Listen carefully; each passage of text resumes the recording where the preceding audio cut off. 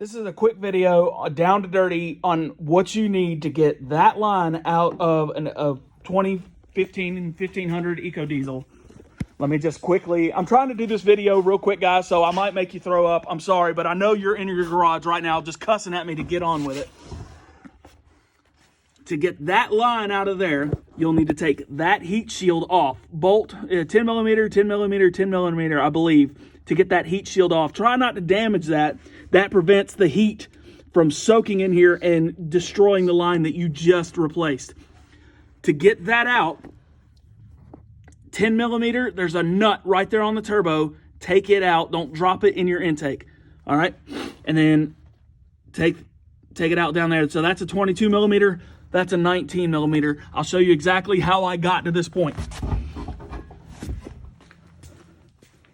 Back it up.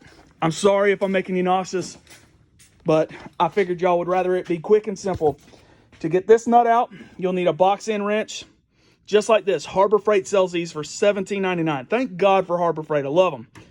You're going to grind the meat down right here. See how thick that side is versus the 19 millimeter that you need. You're going to grind that down just enough all around it so that that will slip right in there, and then doop, crack that nut loose and come out. This, if you're ever in here, replace this line. This, I almost was like, you know what, that line looks fine. And then the good Lord told me, do not leave that in there. As soon as I turned this 22 millimeter to finally pull this out, it just tore right in half. I mean, and it just, it wasn't even leaking. I was already in there doing the intake. To get this bolt out, which is kind of difficult on the horn that goes on the turbo, you need this 5 millimeter Allen extension this long to get in there. And you need the ball end. That allows you to kind of get it there in an angle and break it loose. The fuel rails. So you'll have the fuel rails. They have to come out to get this out. If you're ever doing the intake, it will not come out with those fuel rails still in place. You'll need a T40, something like this, but this one was a little bit too long this way, and all the stores are closed. So if you can find one shorter than that, great. If not, I generally think everybody has these cheapo sets lying around. T40, 1/4 inch, tape it so it doesn't ruin your day by falling down into the intake. Cardinal sin, use that to give you a little bit more leverage on it. You're good to go. 8 millimeters are for all of these. This one's really easy to get to, but it was hard. I found it hard to get the socket on. This was a little bit like too wide from factory, so the socket wouldn't get on there. You could probably use a wrench, but I just put my socket with an extension, tapped it with a hammer, and it just boop, kind of set right on there. This one sucks too. 1/4 inch. You need a 1/4 inch swivel socket, 6 inch extension, an 8 millimeter socket, short well, but you need the shortest well possible. One of these El Cheapo kits, I discovered that the sockets are shorter than your normal sockets by like 1/8 of an inch or so. So all my tools that I usually use come out of that box. I'm a Harbor Freight specialist, mechanic. That's what I use. But the regular sockets that you buy are slightly too long. So you need the shortest socket possible to get back there.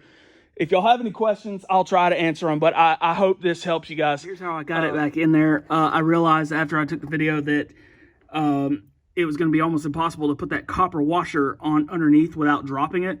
What I did was put grease all over it. I'm sure that's probably a no-no to some mechanic, but I greased up all of it so it would stick together, and I gently from under here just put it up through very slowly with the bolt and the washers in place on that. And this was covered. Don't worry, I had all this covered. It's out of my way now because that's in. But I covered everything so that if I dropped that washer, it didn't go down in there. But the grease worked. I just used, I guess it's marine grease or whatever I already had just close by on there to hold that washer to get that up there. Hope that helps.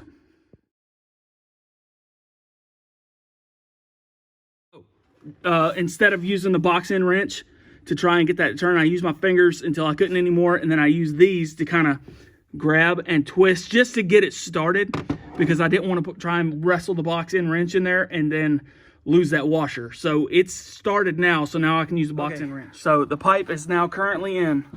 You need to start with the top. Just get that one started. I put grease on the end to help the washer stay in place. I'm not proud of this moment, but I just spent an hour and a half trying to get that bolt started while that pipe was all twisting and wouldn't allow it to start. What I did was I put grease on the little washer, stuck it to the wall of the engine, then I put the bolt through, and then I caught it, being very careful not to knock it down into the valley. And then I used this with a 22 to ever so just gently get it to turn while I could flex this end to get it started. And it started and it cinched down. I don't recommend that method, but after an hour and a half of me messing with it, I was sick and tired of it. So it's sunk down, we're good to go. Like this, 19. See how it sits right on there? Boomsy daisies. That little bolt right there's got to come out of your way. That's what you need.